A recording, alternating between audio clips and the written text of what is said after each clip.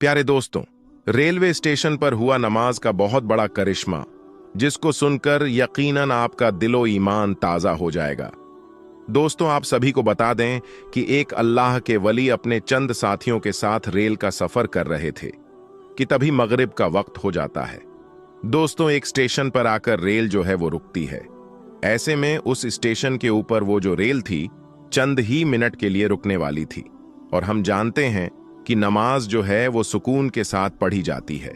और दोस्तों, अल्लाह के जो वली थे वो अपने चंद साथियों के साथ प्लेटफार्म पर आए और वहां पर आकर आपने वजू किया और फौरन ही नमाज की अदायगी में लग गए।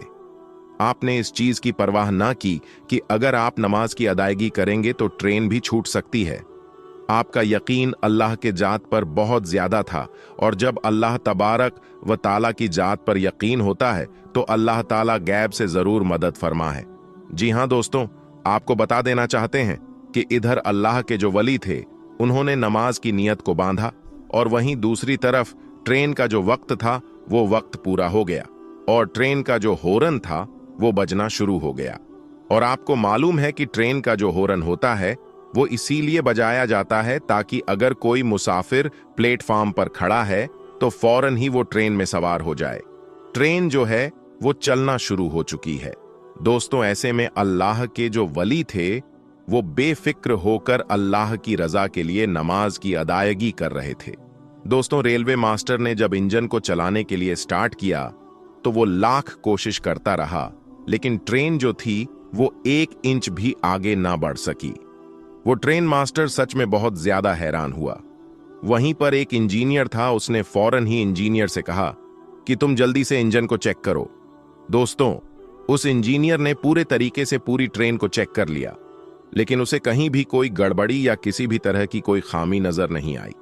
अब जो रेलवे मास्टर था वो बहुत ज्यादा हैरान और परेशान हो गया कि आखिर ये क्या माजरा है। यानी किसी भी तरह की कोई खराबी नहीं, लेकिन ट्रेन जो है वो 1 इंच भी आगे नहीं बढ़ रही है। इसी चीज को सोचते हुए वो ट्रेन से नीचे प्लेटफार्म पर उतर आया। ऐसे में दोस्तों, उसकी नजर जो है वो प्लेटफार्म पर चंद लोगों के साथ एक नूरानी बुजुर्ग के ऊपर पड़ी। वो देखते ही बहुत ज्यादा हैरान और परेशान हो गया कि आखिर ये कौन लोग हैं जो कि यहां पर अपनी इबादत में लगे हुए हैं। दोस्तों, उसने कुछ लोगों से सवाल किया कि क्या ये किसी ट्रेन के मुसाफिर हैं? तो उन लोगों ने उसे बताया कि हां, ये इसी ट्रेन के मुसाफिर हैं। ये नमाज पढ़ने के लिए इस रेलवे स्टेशन पर उतरे हैं और ये इस वक्त अल्लाह ताला को राजी कर रहे हैं, यानी नमाज की अदायगी कर रहे हैं। दोस्तों, वो जो ट्रेन मास्टर था ये समझ चुका था कि आखिर ट्रेन क्यों आगे नहीं बढ़ रही। दोस्तों, ये वली की करामत थी, या इसे आप अल्लाह की कुदरत का करिश्मा कहे। कई लोग ये भी सोचते हैं कि करामत अलग होती है, मोजिजा अलग होता है, या फिर करिश्मा अलग होता है। तो मैं आपको बता देना चाहता हूं कि ये तमाम चीजें जो हैं वो अल्लाह तबारक व ताला की कुदरत में ही शुमार की जाती है। जी हां, नबी जो होते हैं वो मोजिजा दिखाते हैं, लेकिन वो भी अल्लाह की कुदरत ही होती है। और वली जो होते हैं वो करामत दिखाते हैं, और वो भी अल्लाह की कुदरत ही होती है, लेकिन उनके नाम अलग अलग कर दिए गए ताकि वाजह हो सके कि जो नबी दिखाते हैं उसे हम मोजिजा कहें, और जो अल्लाह के वली दिखाते हैं उसे हम करामत कह सकें। दोनों में ये फर्क आ सके कि दोनों जो हैं वो उनके मुकाम में काफी ज्यादा फर्क है। प्यारे दोस्तों, रेलवे मास्टर जो था वो अब बेसब्री से इंतजार कर रहा था कि कब ये नमाज की अदायगी मुकम्मल करेंगे और कब ये ट्रेन में सवार होंगे। कहीं ऐसा तो नहीं कि इन्हीं लोगों की वजह से ट्रेन रुकी हुई हो और इसीलिए ट्रेन स्टार्ट ना हो रही हो। दोस्तों, थोड़ी देर के बाद जब अल्लाह के वली ने और साथ ही साथ उनके चंद साथियों ने जब नमाज को मुकम्मल कर लिया, तो ऐसे वक्त में ट्रेन मास्टर जो था वो आपके करीब आया और आकर कहने लगा कि आपका अंदाज और आपकी इबादत को देखकर मैं बहुत मुतासिर हुआ हूं, और यकीनन मुझे पूरा यकीन है कि हमारी ट्रेन इसीलिए स्टार्ट नहीं हो रही है क्योंकि आप नमाज की अदायगी कर रहे हैं। इसलिए आप जल्द से जल्द ट्रेन में सवार हो जाएं मुझे यकीन है कि आपके कदम रखते ही ट्रेन चलना शुरू हो जाएगी। और दोस्तों, यकीनन ऐसा ही हुआ। जैसे ही उन्होंने अपने कदम मुबारक ट्रेन के अंदर रखे, ऐसे में वो ट्रेन जो थी वो चलना शुरू हो गई। दोस्तों, ये है अल्लाह के वली की करामत। बाज लोग इस करामत को हुजूर आला हजरत की करामत बताते हैं, तो कोई हुजूर ताजुस शरिया की करामत बताता है। बहरहाल दोस्तों, ये करामत किसी की भी हो, लेकिन यहां पर एक सबक मिलता है कि नमाज किसी भी हालत में माफ नहीं, चाहे आप ट्रेन में ही क्यों ना हो। जी हां दोस्तों, नमाज मोमिन की मेराज है। नमाज मोमिन के लिए राहत है। नमाज मोमिन के लिए सुकून है। नमाज जो है वो हर मुसलमान के ऊपर, यानी मोमिनों के ऊपर फर्ज की गई है। इसमें किसी भी तरह के कोई कोताही नहीं। यानी आप चाहे किसी भी हालत में हो, अगर आप बीमार पड़ चुके हैं, अगर आप खड़े होकर नमाज नहीं पढ़ सकते, तो उस वक्त में बैठकर नमाज पढ़ने का हुक्म है। अगर आप बैठकर भी नहीं पढ़ सकते, तो ऐसे वक्त में आपको लेटकर नमाज पढ़ने का हुक्म है। अगर आपकी ऐसी हालत है कि जिस्म का एक भी पार्ट आपका नहीं हिल रहा, तो आंखों के इशारे से नमाज पढ़ने का हुक्म है।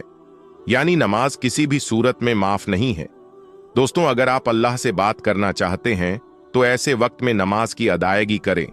और अगर चाहते हैं कि अल्लाह आपसे बात करे, तो ऐसे वक्त में आप कुरान मजीद की तिलावत करें। दोस्तों, नमाज में यकीनन बड़ी बरकतें हैं। नमाज यकीनन मोमिनों के लिए एक बहुत बड़ा तोहफा है। जी हां, ये एक ऐसा तोहफा है जिसे नबियों के इमाम हजरत मोहम्मद मुस्तफ़ा सल्लल्लाहु अलैहि वसल्लम अल्लाह तबारक व ताला से मुलाकात करके लेकर आए हैं। यानी तमाम चीजें जो हैं वो आपको दुनिया में ही दे दी गई थी, लेकिन नमाज एक ऐसा तोहफा है जो अल्लाह ने अपने महबूब को अपने पास बुलाकर दिया। तो यकीनन ये एक बहुत बड़ी नेमत है हमारे लिए। यकीनन नमाज हमें पांचों वक्त की अदा करनी ही चाहिए। लेकिन दोस्तों, नमाज के बड़े करिश्मे भी हैं। यानी दोस्तों, अगर आपको मालूम हो, जो नमाज पढ़ते हैं यकीनन वो हमेशा पाकी में रहते हैं। जो नमाज पढ़ते हैं उनके चेहरे पर नूर रहता है। जो नमाज पढ़ते हैं उनकी जिस्मानी बीमारियां उनसे कोसों दूर रहती हैं। यहां तक कि जो नमाज पढ़ते हैं वो हर तरीके की बुरी बलाओं से दूर रहते हैं। हर तरीके की गंदी चीजों से वो दूर रहते हैं। दोस्तों, यकीनन नमाज में बड़ी बरकतें हैं जो पढ़ते हैं। दोस्तों, जो लोग नमाज पढ़ते हैं उनसे जाकर पूछिए कि नमाज में कितना सुकून है। आज दुनिया वाले दर दर भटकते हैं कि उन्हें थोड़ा सुकून मिल जाए, लेकिन दोस्तों, अल्लाह ने फरमाया कि अगर तुम्हें सुकून चाहिए तो नमाज पढ़ो, मस्जिद की तरफ आओ। लेकिन अगर आज के मुसलमानों अगर बात की जाए, तो आज का मुसलमान इन तमाम ही चीजों से कोसों दूर है। अल्लाह पाक से दुआ है कि अल्लाह पाक हम सबको पांचों वक्त की नमाज बाद जमात अदा करने की तौफीक अता फरमाए। दोस्तों, अब हम आपको मुंबई की एक ऐसी करामाती दरगाह की जियारत कराएंगे जो कि मुंबई की CST रेलवे स्टेशन पर मौजूद है। इस दरगाह में आराम फरमाने वाले अल्लाह के वली के एक बहुत बड़ी करामत का वाकया, जिसे आज की वीडियो में हम आपको बताएंगे। दोस्तों, हजरत बिस्मिल्लाह शाह बाबा रहमतुल्लाही अलैह की मज़ार महाराष्ट्र के शहर मुंबई के इलाके Saint George CST railway station पर मौजूद है। आपका पूरा नाम हजरत सैयद बिस्मिल्लाह शाह कादरी रहमतुल्लाही अलैह है। आप आले रसूल हैं। आप मुल्क अरब से हिंदुस्तान तशरीफ लाए और महाराष्ट्र के शहर मुंबई के इलाके में सुकूनत पजीर हुए। आप बड़े ही परहेजगार आबिदो जाहिब थे। आप बड़े ही जलीलुल कद्र वलीये कामिल हैं। आपका आस्ताना मुबारक मुंबई के CST रेलवे स्टेशन पर प्लेटफार्म नंबर 15 पर मौजूद है। इसलिए लोग जब भी सफर करने के लिए जाते हैं तो आपकी बारगाह में इस अकीदत के साथ हाजिर होते हैं कि जब भी सफर के लिए निकले तो उनका सफर आसान हो और आपकी दुआ से उनका सफर खैरियत से हो। आप रहमतुल्लाही अलैह की करामात के बारे में ये मशहूर है कि जब हजरत बिस्मिल्लाह शाह रहमतुल्लाही अलैह अरब से हिंदुस्तान तशरीफ लाए और मुंबई में सुकूनत पजीर हुए, तो आपने अपनी इबादतगाह एक दरख्त के नीचे बना ली। जहां आपने इबादतगाह बनाई थी वहीं ट्रेन की पटरी लगाई जा रही थी। एक मर्तबा हजरत बिस्मिल्लाह शाह रहमतुल्लाही अलैह चाय बना रहे थे, जिसकी वजह से उसका धुआं उड़ रहा था और उस वक्त ब्रिटिश अंग्रेजों का जमाना था। वो लोग ट्रेन की पटरी लगा रहे थे जब उन लोगों ने देखा कि दरख्त के नीचे से धुआं निकल रहा है। तो वो लोग उस दरख्त के करीब गए तो देखा कि एक बुजुर्ग अल्लाह के वली चाय बना रहे हैं। तो उन लोगों ने उनको हटने के लिए कहा, क्योंकि उन लोगों को वहां पर पटरी बिछाने थी। लेकिन बिस्मिल्लाह शाह बाबा रहमतुल्लाही अलैह ने हटने से मना फरमा दिया। तो अंग्रेजों ने उनको जबरदस्ती हटा दिया और अपना काम शुरू कर दिया। काम करते करते रात गुजरी तो सुबह देखा कि जो पटरी उन लोगों ने बिछाई थी वो उखड़ी पड़ी हुई थी। तो फिर उन लोगों ने काम शुरू कर दिया और पटरी को वापस बिछाने लगे। इसी तरह रात गुजरी। फिर दूसरे दिन सुबह देखा तो फिर से पटरी उखड़ी पड़ी हुई थी। फिर से वो लोग पटरी बिछाते और वो उखड़ जाती।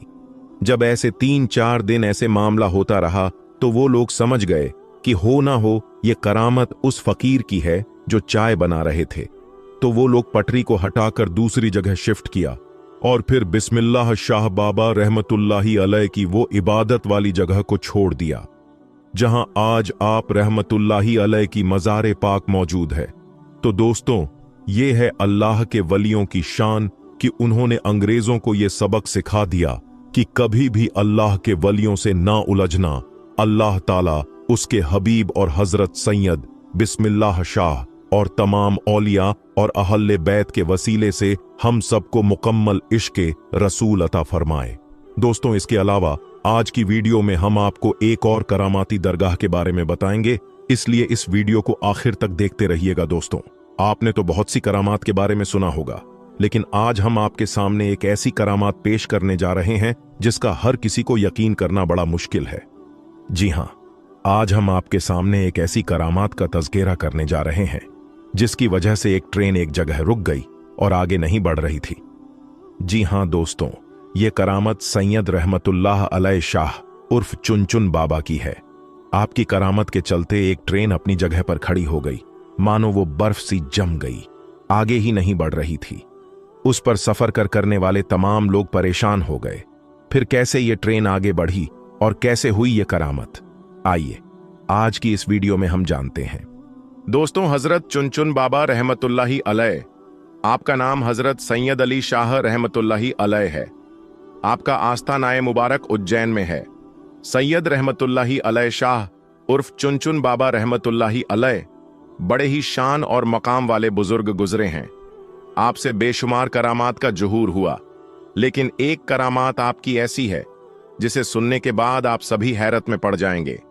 एक बार का जिक्र है, हजरत सैयद रहमतुल्लाही अलैह शाह उर्फ चुनचुन बाबा रहमतुल्लाही अलैह ट्रेन में बैठकर उज्जैन से फतेहाबाद जा रहे थे। रास्ते में चिंतामनगढ़ स्टेशन पर टीटी, जिसका नाम बीसी पाठक है, उसने आपसे टिकट मांगा। आपने कहा, ऐ खुदा के बंदे, हम फकीर हैं, टिकट विकट हम नहीं जानते हैं। टीटी बहुत हैरान हुआ, उसे गुस्सा आ गया और कहा, बाबा टिकट तो दिखाना पड़ेगा, वरना ट्रेन से नीचे उतार दिए जाओगे। उसके बाद भी हजरत चुनचुन बाबा ने वही फरमाया, हम फकीर हैं, हमारे पास टिकट विकेट कुछ नहीं है। ये सुनते ही टीटी पाठक को बहुत गुस्सा आया कि उसने उसको जबरन ट्रेन से नीचे उतार दिया और उनको बुरा भला कहने लगा। जब टीटी ने आपके साथ इतना बुरा सलूक किया तो आपको जलाल आ गया और आप वहां से चुपचाप चले गए। उसके कुछ देर के बाद जब गार्ड ने हरी झंडी दिखाई ट्रेन को चलाने के लिए, तो लोको पायलट ने ट्रेन चलाने के लिए आगे बढ़ाया तो ट्रेन चल ही नहीं रही थी। ट्रेन ने सीटी मारी, आगे नहीं बढ़ रही थी। ड्राइवर और फोरमैन ने पूरे ट्रेन की चेकिंग की कि शायद कोई खराबी आ गई हो, लेकिन ट्रेन में कोई भी खराबी नहीं निकली और ट्रेन आगे भी नहीं बढ़ रही थी। उन्होंने खूब मिन्नत मुशक्कत किया ट्रेन को चलाने के लिए, पर ट्रेन चलने का नाम ही नहीं ले रही थी। अब उन लोगों का दिमाग काम करना बंद कर चुका था। वो परेशान हो गए थे, आखिर ट्रेन को क्या हो गया है, ट्रेन स्टार्ट क्यों नहीं हो रही है, आगे क्यों नहीं बढ़ रही है। वो सब थक हार मान चुके थे। तब उसी ट्रेन में एक बुजुर्ग थे। उन्होंने कहा, जब तक तुम लोग सैयद रहमतुल्लाही अलैह शाह उर्फ चुनचुन बाबा को ट्रेन में सवार नहीं करोगे, तब तक ट्रेन नहीं चल सकती, क्योंकि तुमने उनके साथ बदजुबानी की है, उनकी शान में गुस्ताखी की है, इसलिए तुम्हारी ट्रेन आगे नहीं बढ़ रही है। जैसे ही ये बात लोगों ने सुना तो हैरान हो गए और सारे ट्रेन अधिकारी चुन चुन बाबा के आगे हाथ जोड़कर माफी मांगने लगे और गिड़गिड़ा लगे। हजरत सैयद रहमतुल्लाही अलैह उर्फ चुन चुन बाबा ने कहा, मुझसे टिकट मांगता है, जबकि ट्रेन में मौजूद काफी लोगों के पास टिकट नहीं है, क्योंकि उज्जैन रेलवे खिड़की पर टिकट ही नहीं है। सारे अधिकारी ये सुनकर हैरान हो गए। जब अधिकारियों ने ट्रेन में तलाश किया तो हकीकत में किसी के पास टिकट नहीं निकला और ना ही उज्जैन टिकट घर में कोई टिकट मिला। फतेहाबाद की टिकट गायब थी।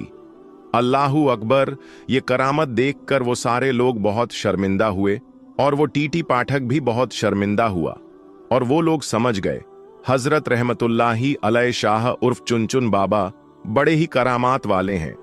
जब उन्होंने सबकी चेकिंग कर ली तो आपसे आकर कहने लगे, आप हमें माफ कर दें, हमसे बहुत बड़ी भूल हो गई है, हमसे बहुत बड़ी गलती हो गई है, मेहरबानी करके हम पर रहम फरमाइए और आप ट्रेन में वापस सवार हो जाइए ताकि सारे लोगों को सुकून हो जाए और हमारी ट्रेन फिर से आगे बढ़ सके। उसके बाद सैयद रहमतुल्लाही अलैह शाह उर्फ चुन चुन बाबा को उनके ऊपर रहम आ गया और आप रेल में वापस तशरीफ ले आए। जैसे ही आप ट्रेन में बैठ गए, ट्रेन वैसे ही आगे बढ़ने लगे। सुभान अल्लाह। दूसरे दिन टीटी पाठक को किसी वजह से नौकरी से निकाल दिया गया। टीटी को अपनी गलती का एहसास था। वो जानता था ये सब सैयद रहमतुल्लाही अलैह शाह उर्फ चुन चुन बाबा की शान में गुस्ताखी की वजह से हुआ है। उज्जैन शहर में ही हजरत मौलाना गयासुद्दीन चिश्ती उर्फ मौलाना मौज रहमतुल्लाही अलैह का मज़ार अक़दस है। उनके मज़ार के बाहर ही एक बुजुर्ग सूफी अब्दुल अजीज बाबा रहते थे, जो शरीयत, तरीकत, मारिफत व हकीकत के मंजिलों से आगाह थे। पाठक साहब भी कभी कभी अब्दुल अजीज बाबा के पास जाते थे। एक दिन पाठक साहब ने अब्दुल अजीज बाबा से कहा, सरकार, मुझसे एक गलती हो गई है। मैंने चुन चुन बाबा को ट्रेन से उतार दिया था तो मैं भी अपनी नौकरी से निकाल दिया गया हूं। अब आप ही मेरी मदद कीजिए। मेहरबानी, आप मेरी सिफारिश हजरत सैयद रहमतुल्लाही अलैह शाह उर्फ चुन चुन बाबा से कर दें ताकि मेरी जिंदगी के रेल वापस पटरी पर आ जाए। हजरत अब्दुल अजीज बाबा को चुन चुन बाबा के जलाल का बखूबी इल्म था, जबकि उनका लकब ताजे मजार था। पहले वो तैयार नहीं हुए, मगर पाठक साहब के इसरार करने पर अब हजरत रहमतुल्लाही अल शाह उर्फ चुन चुन बाबा के पास जाने को तैयार हो गए। अब्दुल अजीज बाबा चुन चुन बाबा के पास गए और कहा, हुजूर, उसे अपनी गलती का एहसास है। ये अपनी नौकरी से निकाल दिया गया है। उसके बाल बच्चे अब क्या खाएंगे? ये मर जाएगा। आप उस पर रहम फरमाइए। हजरत चुन चुन बाबा बहुत ही रहम दिल थे। आपके अंदर रहम समाया हुआ था। आपने अपनी रहमत भरी नजर डाली और बोले, जाओ, इंशाअल्लाह कल ये बहाल हो जाएगा, यानी ये जो परेशान है कल वो हल हो जाएगा। और अब अल्लाह के वली ने फरमा दिया है तो वो होकर रहता है। दूसरे दिन टीटी पाठक को अपनी पोजीशन पर वापस बुला लिया गया और उसे नौकरी वापस मिल गई। सुभान अल्लाह। तो दोस्तों, देखा आपने हजरत सैयद अली शाह उर्फ चुन चुन बाबा की ये करामत, जिसके चलते एक ट्रेन अपने दर पर खड़ी रह गई। दोस्तों, अल्लाह वाले की शान बहुत बड़ी होती है, उनकी करामात बहुत बड़ी होती है। दोस्तों, इंसान की तरफ से किए जाने वाले गुनाह और नाफरमानियां, चाहे ये गुनाह कुफ्र की हद तक हो या फिर आम गुनाह या फिर कबीरा गुनाहों से ताल्लुक रखते हो, फिर अल्लाह ताला की तरफ से उस गुनहगार बंदे के ऊपर मुसीबत, परेशानी या फिर किसी बीमारी में उस गुनहगार शख्स को मुब्तिला किया जाता है। अल्लाह ताला इरशाद फरमाता है, आपको कोई भी नुकसान पहुंचे तो ये तुम्हारी अपनी वजह से है। इसी तरह अल्लाह ताला ने और मुकाम पर फरमाया, और तुम्हें जो भी मुसीबत पहुंचे तो वो तुम्हारे अपने अमाल की वजह से है। दोस्तों, अल्लाह ताला तो इतना रहीमो करीम है कि अल्लाह ताला इंसान के बहुत से ऐसे गुनाहों को माफ फरमा देता है। हम इंसान ये सोचते हैं, जब हम दुआएं मांगते हैं तो हम ये सोचते रहते हैं कि अल्लाह ताला हमारी दुआएं जल्दी कबूल क्यों नहीं कर रहा। तो उस इंसान को बस इतना सोचना चाहिए कि अगर वो कोई गुनाह करता है तो उसे ये भी सोचना चाहिए कि अल्लाह ताला उसके गुनाह करने पर फौरी तौर पर उसे सजा क्यों नहीं देता। दोस्तों, अल्लाह ताला बेहतर जानता है कि किसको कब और क्या देना है। क्योंकि अल्लाह ताला 70 माओं से भी ज्यादा अपने बंदों से मोहब्बत करता है और इंसान इतना नाशुक्रा है, इतनी नमाजें छोड़ता है, ऐसे ऐसे काम करता है कि जिसको बयान करने में भी शर्म आती है। इसके बावजूद भी अल्लाह ताला उस इंसान को रिज्क देता है, नेमतें देता है, उसके गुनाहों को माफ करता है। लेकिन इंसान जब पूरी तरह से नाशुक्रा हो जाता है, पूरी तरह से गुनहगार हो जाता है, कोई उसके ऊपर डर और खौफ अल्लाह ताला का नहीं होता, तो फिर अल्लाह ताला भी उसे उसकी औकात याद दिलाने के लिए कि तू इंसान है, तुझे बनाने वाला अल्लाह है, ये उसे याद दिलाने के लिए उसे परेशानियों में, मुसीबतों में, बीमारियों में अल्लाह ताला मुब्तिला देता है। दोस्तों, जैसे कि अल्लाह ताला ने कुरान करीम में ये फरमाया है, जिसका तर्जुमा ये है, और तुम्हें जो भी मुसीबत पहुंचे तो वो तुम्हारी अपने आमाल की वजह से है, अल्लाह बहुत से गुनाहों को माफ फरमा देता है।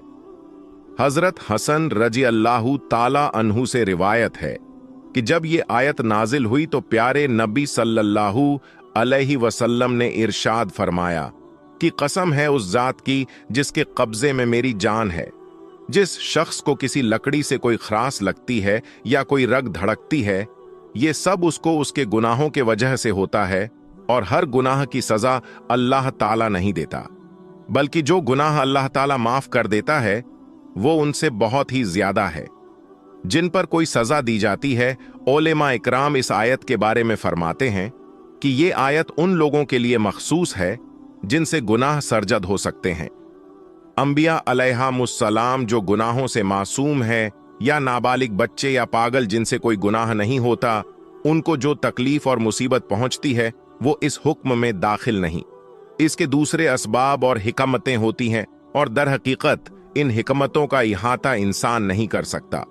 सैयदना अनस बिन मालिक रजी अल्लाहु ताला अन्हु बयान करते हैं कि रसूल अल्लाह सल्लल्लाहु अलैहि वसल्लम ने फरमाया, यकीनन जब अल्लाह ताला किसी बंदे से मोहब्बत फरमाता है या फिर उसे गुनाहों से पाक साफ करना चाहता है तो उसको आजमाइश में डाल देता है। दूसरा सबब यह होता है कि अल्लाह ताला अपने साबिर और मोमिन बंदों के दर्जात बुलंद करना चाहता है, चुनांचे अल्लाह ताला से मुसीबत में मुब्तिला करता है ताकि वो अल्लाह ताला की आजमाइश पर राजी हो और सब्र करे। नतीजे में अल्लाह ताला उसे आखिरत में साबिरीन के अज्र से नवाजे और अपने यहां उसे कामयाब लोगों में लिख दे। अंबिया इकराम और नेक लोगों को भी आखिरी दम तक मुसीबतों का सामना रहा। अल्लाह ताला ने उनके लिए इन मुसीबतों को जन्नत में बुलंद दर्जात करने का जरिया बनाया। यही वजह है कि एक सही हदीस में है कि नबी सल्लल्लाहु अलैहि वसल्लम ने फरमाया, जब इंसान के लिए अल्लाह ताला के यहाँ कोई ऐसा दर्जा मुक्तस हो जिसे पाने के लिए इंसान के अमाल काफी हो, तो अल्लाह ताला उसको जिस्म, माल या औलाद की मुसीबतों में मुब्तिला कर देता है। हजरत आयशा सिद्दीक़ा रजी अल्लाहु ताला अन्हा से रिवायत है कि नबी करीम सल्लल्लाहु अलैहि वसल्लम ने फरमाया, किसी भी मुसलमान को कोई भी कांटा या फिर इससे बड़ी तकलीफ पहुंचे तो अल्लाह ताला उसके बदले में उसका दर्जा बुलंद फरमा देता है या फिर उसका गुनाह मिटा देता है। इसी तरह हजरत अनस बिन मलिक रजी अल्लाहु ताला अन्हु से मरवी है कि नबी करीम सल्लल्लाहु अलैहि वसल्लम ने फरमाया, जितनी आजमाइश खड़ी होगी अज्र भी उतना ही अजीम होगा। अल्लाह ताला जब किसी कौम से मोहब्बत करता है तो उनकी आजमाइश फरमाता है, चुनांचे जो अल्लाह ताला की आजमाइश के ऊपर राजी हो जाए तो अल्लाह ताला उससे राजी हो जाता है, और जो कोई अल्लाह ताला की आजमाइशों पर नाराजगी का इजहार करें उसके ऊपर भी अल्लाह ताला की तरफ से नाराजगी होती है।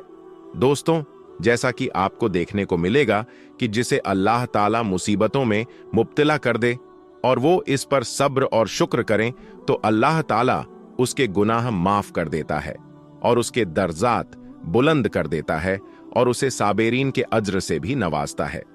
ये बात भी काबिले गौर है कि दुनियावी सजा उखरवी सजा मिलती जुलती होती है, जुदा नहीं होती।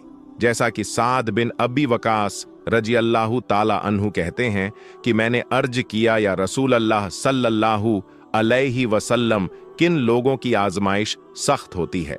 तो आप सल्लल्लाहु अलैहि वसल्लम ने फरमाया, अंबिया इकराम की। जो भी शख्स अंबिया इकराम के नक्शे कदम पर चलने वाला होगा उन्हें उसी कदरों आजमाइश में डाला जाएगा। चुनांचे एक आदमी को उसकी दीनदारी के हिसाब से ही आजमाया जाता है। जितनी दीनदारी ठोस होगी आजमाइश भी उतनी ही सख्त होगी, और उसकी दीनी हालात पतली होगी तो उसके आजमाइश भी कम होगी।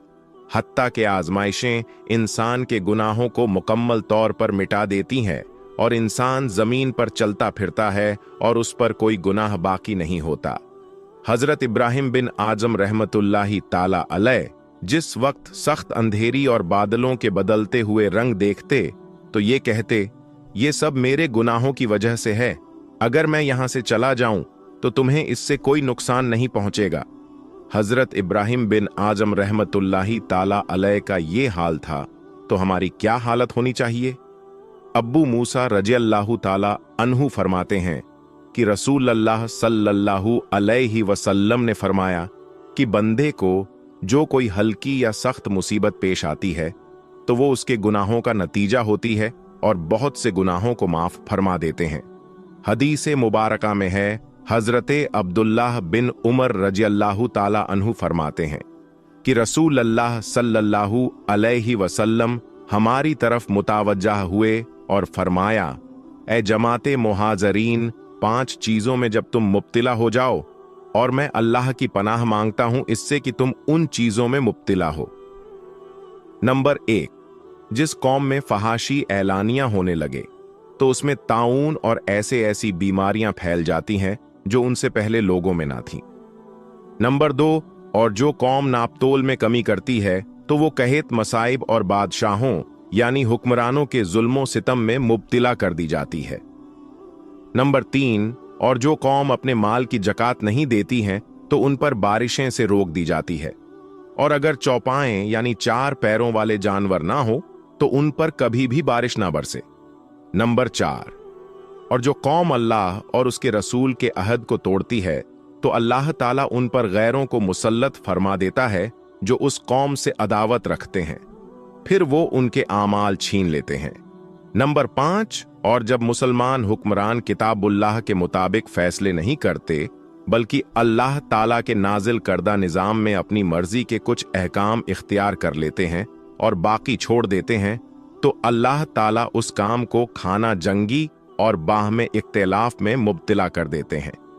हजरत आयशा रज़ियल्लाहु ताला अन्हा फरमाती है कि मैंने रसूल करीम सल्लल्लाहु अलैहि वसल्लम से ताऊन की हकीकत मालूम की तो आप सल्लल्लाहु अलैहि वसल्लम ने मुझे बताया कि वैसे तो ये अजाब है जिसे अल्लाह ताला जिस पर चाहे भेजता है, लेकिन अल्लाह ताला ने उन मोमिनों के लिए इसे बायसे रहमत बनाकर भेजा है जो इसमें मुब्तिला के वक्त सब्र करते हैं।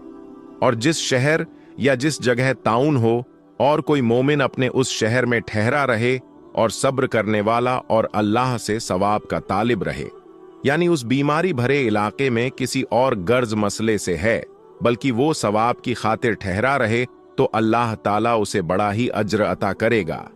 तो पता ये चलता है कि अल्लाह ताला इंसान को बीमारी भी इसी वजह से देता है ताकि वो उसके गुनाहों को माफ कर सके।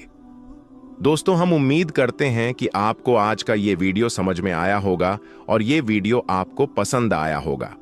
अगर ये वीडियो आपको पसंद आया है तो अल्लाह ताला से दुआ है कि अल्लाह ताला आपको हमेशा खुश रखे और आपको और हमें सिरातुल मुस्तकीम पर चलने की तौफीक अता फरमाए।